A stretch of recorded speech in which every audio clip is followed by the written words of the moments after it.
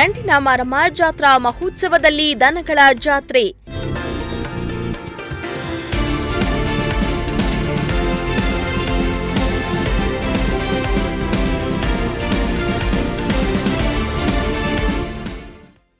ಆಕರ್ಷಣೀಯವಾದ ಹಳ್ಳಿಕಾರ್ ತಳಿಗಳ ದನಗಳು.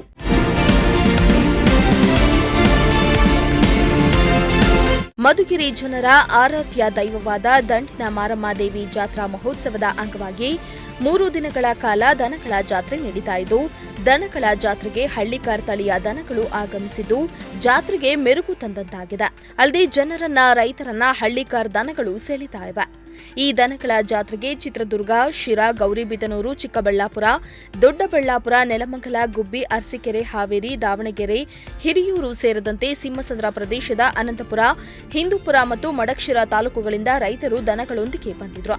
ಹಳ್ಳಿಕಾರ್ ತಳಿಯ ದನಗಳನ್ನ ನೋಡಿ ಜನರಂತೂ ಫುಲ್ ಫೀದಾ ಆದ್ರು.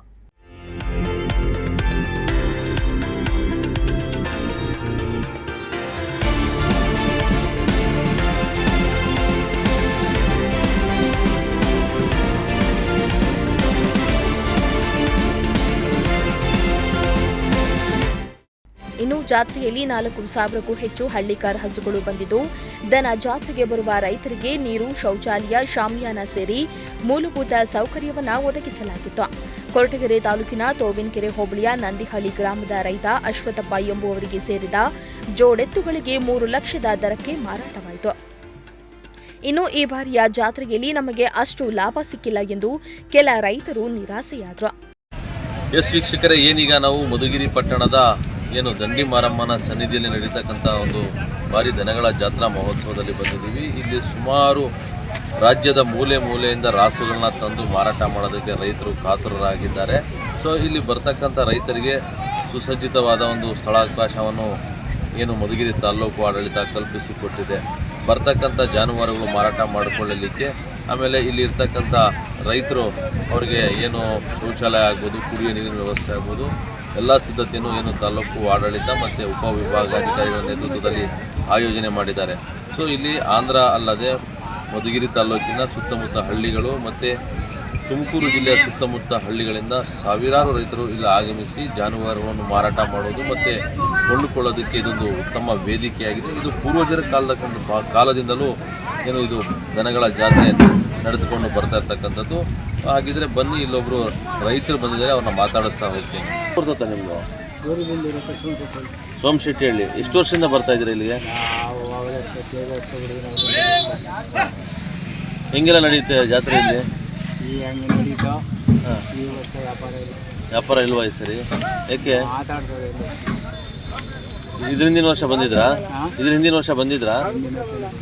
ಯಾವ ರೀತಿ ಇತ್ತು? ವರ್ಷ ಬರ್ತಾ ಇರ್ತೀರಾ ನೀವು? ಸೊ ಎಷ್ಟು ಜಾನುವಾರು ತಂದಿದ್ದೀರಿ ನೀವು? ಎಷ್ಟು ತಂದಿದ್ದೀರಾ? ಒಂದು ಜೊತೆ. ಸೊ ಎಷ್ಟು ಜನ ಆಯ್ತು ಬಂದು? 4 ದಿನ ಆಯಿತು. ನಿಮಗೆ ರೇಟ್ ಗಿಟ್ಟಿಲ್ಲ? ಓಕೆ. ಇಲ್ಲಿರೋದಕ್ಕೆ ಅನುಕೂಲ ಎಲ್ಲ ಇದೆಯಾ? ಏನು ಅನುಕೂಲ? ಬೆಳಗ್ಗೆ ಚೆನ್ನಾಗಿ ಕೊಟ್ಟವ್ರೆ. ನೀರು ಸಪ್ಲೈ ಕೊಡ್ತಾವ್ರೆ. ನೀರು ಕೊಡ್ತಿದ್ದಾರೆ.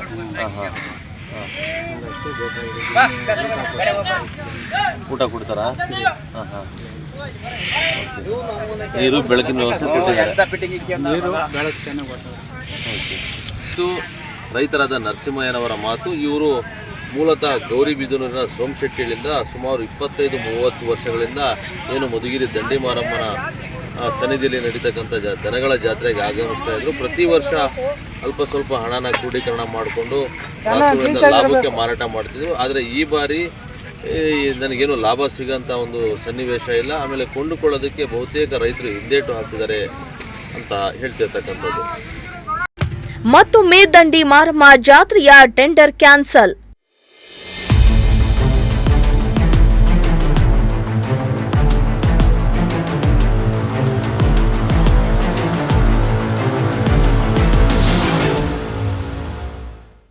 ಇತ್ತ ಮಾರ್ಚ್ 11ರಿಂದ 21ರವರೆಗೆ ಮಧುಗಿರಿಯ ಐತಿಹಾಸಿಕ ಶ್ರೀ ದಂಡಿನ ಮಾರಮ್ಮ ಜಾತ್ರೆ ನಡೀತಾ ಇದೆ.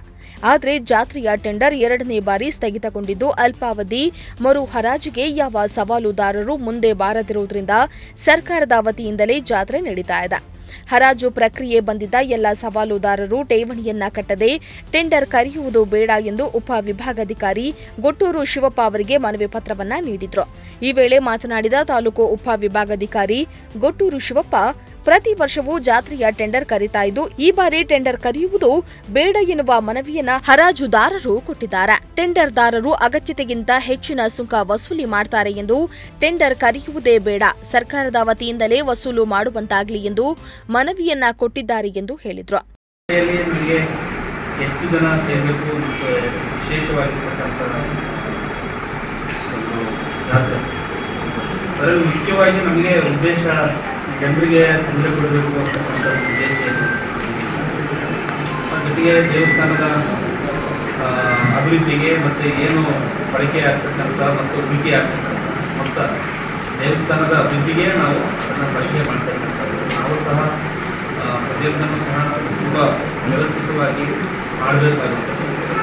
ಆ ಹಿನ್ನೆಲೆಯಲ್ಲಿ ಹರಾಜು ಆದರೆ ಉಪಯೋಗ ಆಗುತ್ತೆ, ಏನು ಅಮೌಂಟ್ ಸಂಗ್ರಹ ಆಗುತ್ತೆ ನಮಗೆ ಮುಂದಿನ ದಿನಗಳಲ್ಲಿ ಡೆವಲಪ್ಮೆಂಟ್ಗೆ, ದೇವಸ್ಥಾನದ ಅಭಿವೃದ್ಧಿಗೆ ಮತ್ತು ಜಾತ್ರೆ ನಮಗೂ ದೇವಸ್ಥಾನದ ಜಾತ್ರೆ ಖರ್ಚುಗಳು ಇರ್ತದೆ, ಅವೆಲ್ಲವನ್ನು ಹೋಗಿ ಅವಶ್ಯಕತೆ ಹಿನ್ನೆಲೆಯಲ್ಲಿ ನಾವು ಒಂದಲ್ಲ ಎರಡು ಸಾರಿ ಮಾಡಿರ್ತಕ್ಕಂಥದ್ದು ಇದರಲ್ಲಿ ಉದ್ದೇಶ ಇರ್ತಕ್ಕಂಥದ್ದು. ಆ ಹಿನ್ನೆಲೆಯಲ್ಲಿ ನಾವು ಮತ್ತೊಂದು ಮರು ಹರಾಜನ್ನು ಅವಕಾಶ ಕೊಟ್ಟಿರ್ತಕ್ಕಂಥದ್ದು ಮತ್ತು ತಾವು ಏನು ಈ ದಿನ ಪರಿಶೀಲನೆ ಮಾಡಿ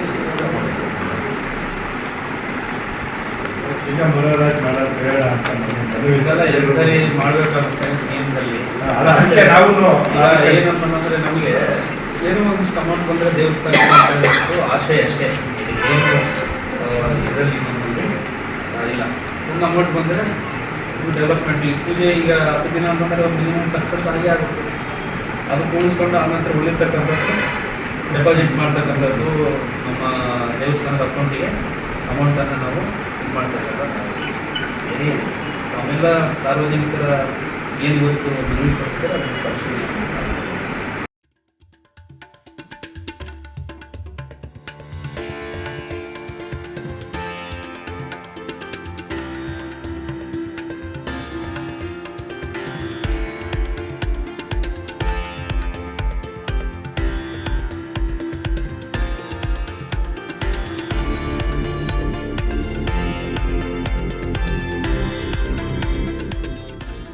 ಸಿರಾಜ್ ಅಹಮದ್, ಪ್ರಜಾಶಕ್ತಿ ಟಿವಿ, ಮಧುಗಿರಿ.